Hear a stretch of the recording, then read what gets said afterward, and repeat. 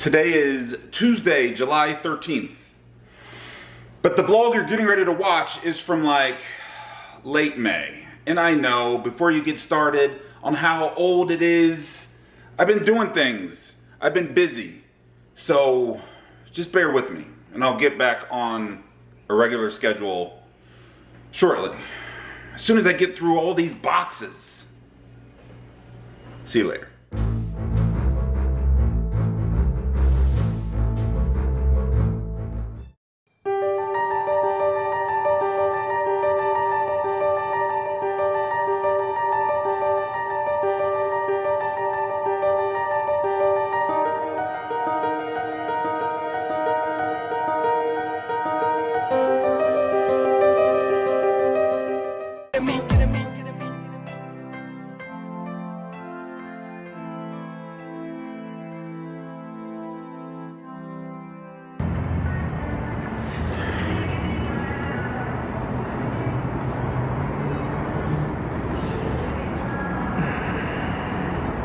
It's been a long time since I've done one of these.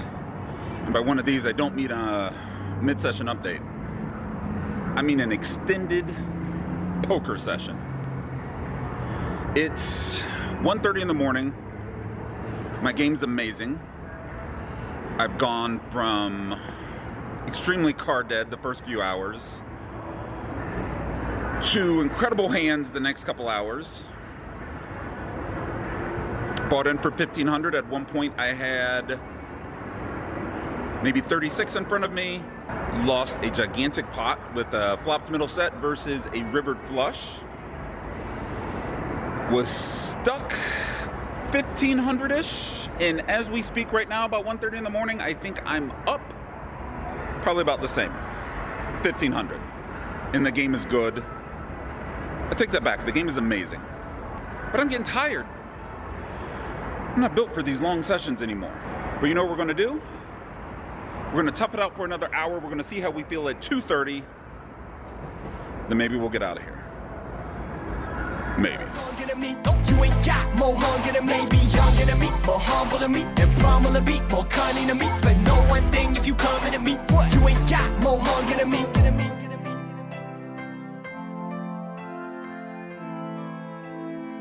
The second mid-session update is over and now we're back to action.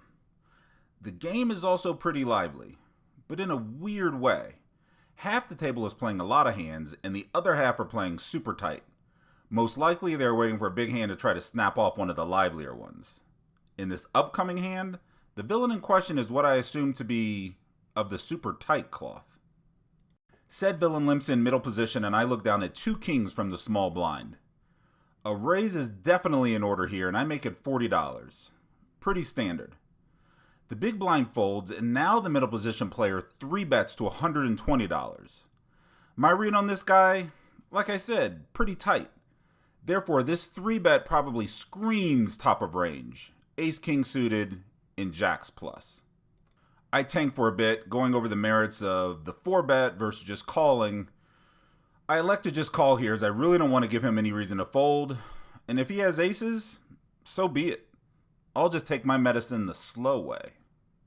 Flop comes up pretty decent for me, an 8-8-6 rainbow. I actually think about donking here, but again, I don't want him to fold on the rare chance he has ace-king suited or the very unlikely chance he has ace-queen suited. To my surprise though, he checks it back. I honestly remember thinking, maybe he read somewhere that suited wheel aces are good to 3-bet, and he did it, but now he's lost? Anyway, we're off to the turn. The 9 of spades hits, and still, not a scary board. After his show of weakness on the flop, there's zero chance I'm going to let this get checked through again, and I bet about half pot, $130. He thinks, but doesn't take too long before calling. The river 7 of spades completes the flush and puts a one-liner to a straight out there. But honestly, what straights can he have? Really? I tank for quite a while on this river, oscillating between checking to check raise and leverage my loose image for some extra value, or just leading out and trying to realize value right now. Eventually I settle on checking with plans on evaluating his river bet sizing. He hems and haws for a while, and then checks it back.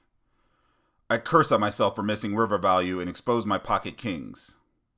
There's a pause, and he turns over 10-9 of diamonds for a rivered straight. Interesting. Coming right off the heels of losing that pot with pocket kings, I look down at a hand that's destined to win heaps. Heaps! The 3-5 suited. I'm definitely playing this, and I'm coming in for a raise. Here you go again. Berkey?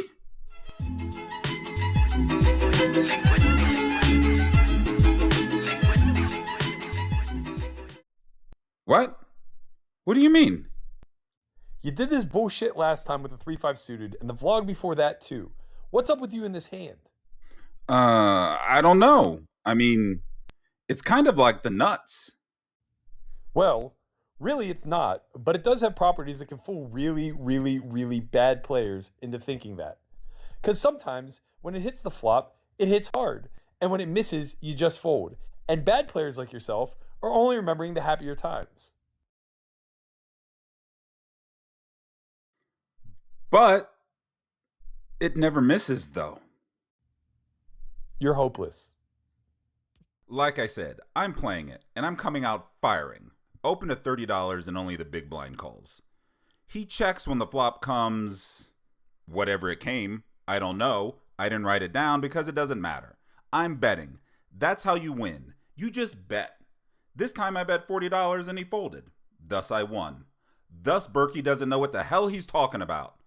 3-5 suited never misses. When I said the game was great, it wasn't an exaggeration.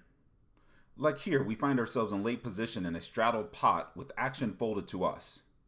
We elect to make it $80 with 10-9 suited and get one caller.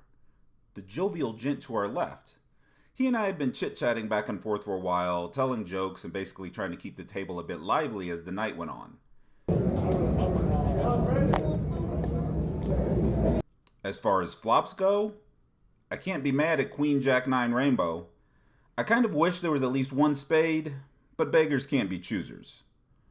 I see bet for half pot. The only other opponent in this hand, my new friend, cuts out what appears to be way too many chips.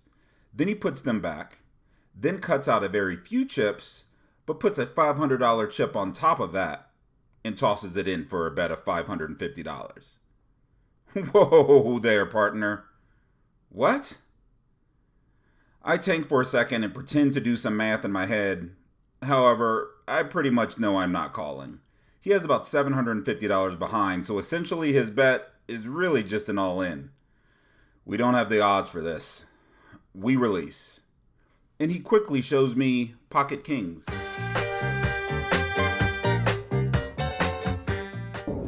That was a dangerous one for you.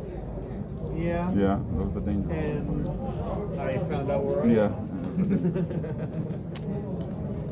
Yeah, you got queens or jacks, you come over and we fold. When I wake up early in the morning, and when I come home at night, everything is covered in darkness, and the sun is out of sight. I guess I'm living in the dark age, yeah, because I sure can't see no light. Ever since you left, there's been nothing but a cloudy sky, and there's no day, there's only night. I try to make this world a little brighter, but the flame was put to rest. Now everything is covered in gloom, and my heart is put to the test. I guess I'm living in the dark age, hey, because I sure can't see no light. Ever since you left, there's been nothing but a cloudy sky, and there's no day, there's only night. Yeah, yeah, yeah, yeah.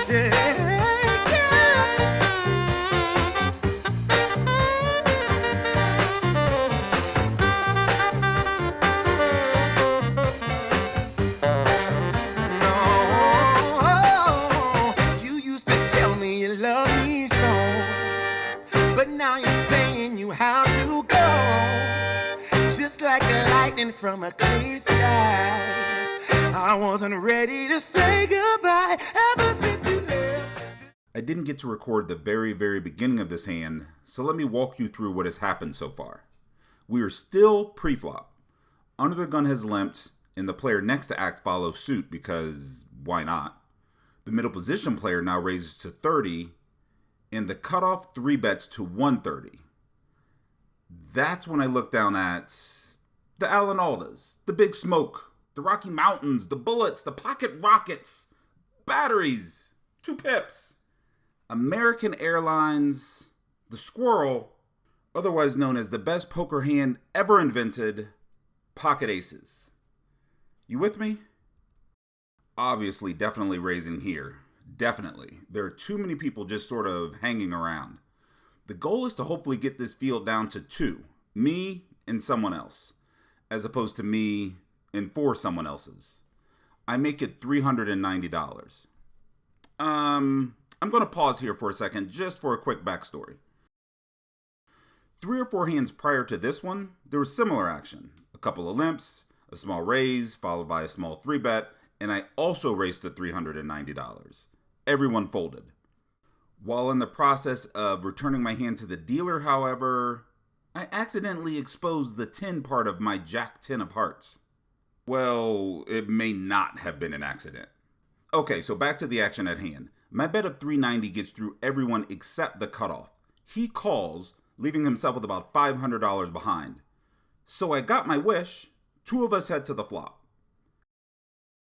10, 8, 6 with 2 diamonds. He pretty quickly checks.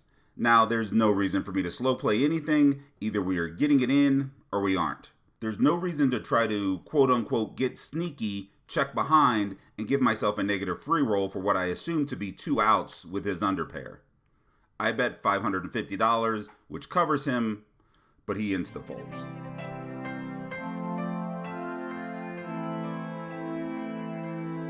Now the night is really winding down. It's getting late, and you can tell by the increased propensity of people to make some off-kilter plays in an attempt to just win pots and get even.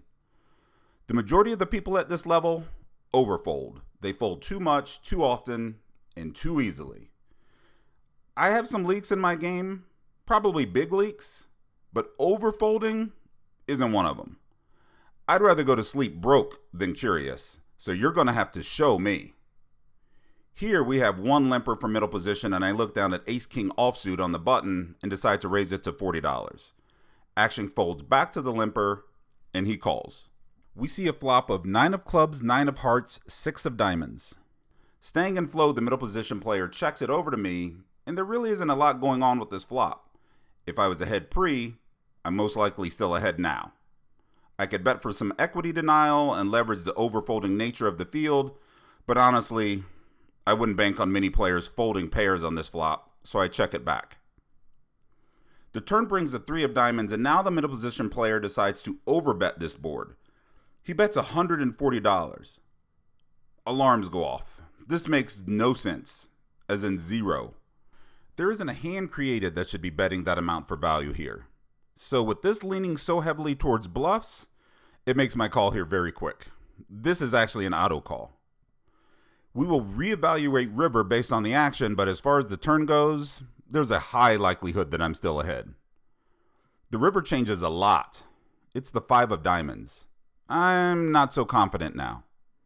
Everything gets there. The straights, the flushes, everything. I can basically beat only other non-paired hands, aka bluffs.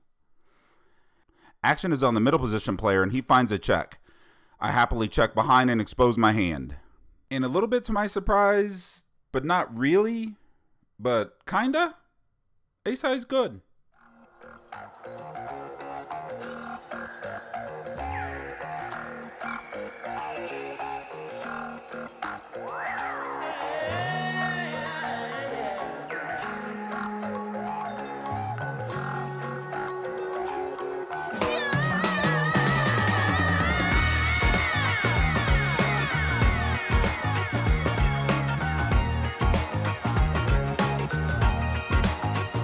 It's not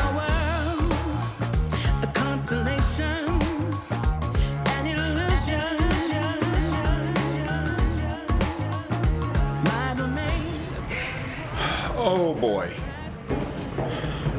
It's time to wrap this one up.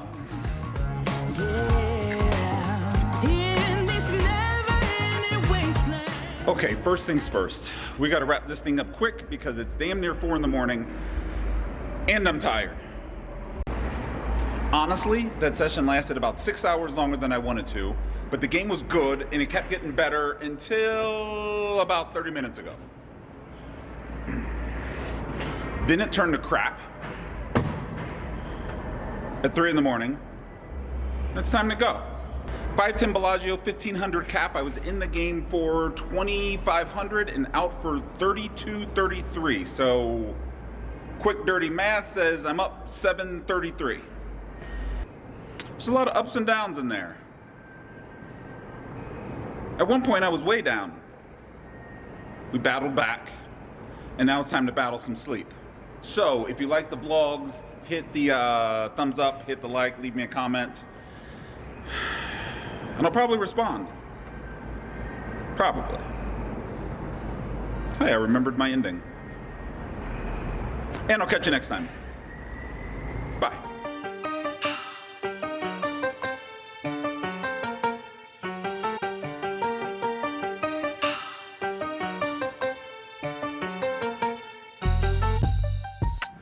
But we're starting here. At Matt Berkey's home. Go play poker. I gotta tell you, it's crazy when people go into vlog mode. We're just having a regular conversation and it's like, here's the plan!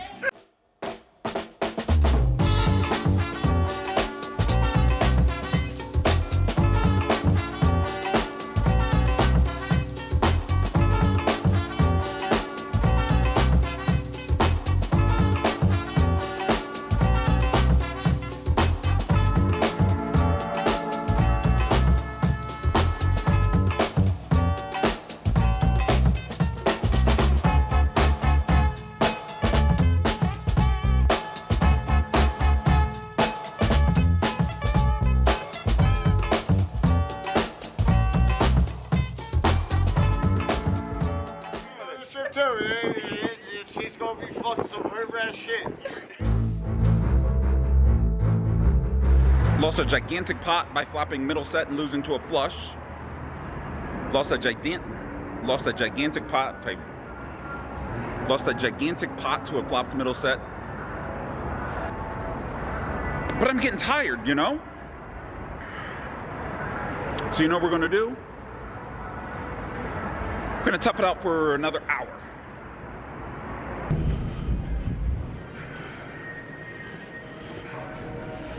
Okay, first things first.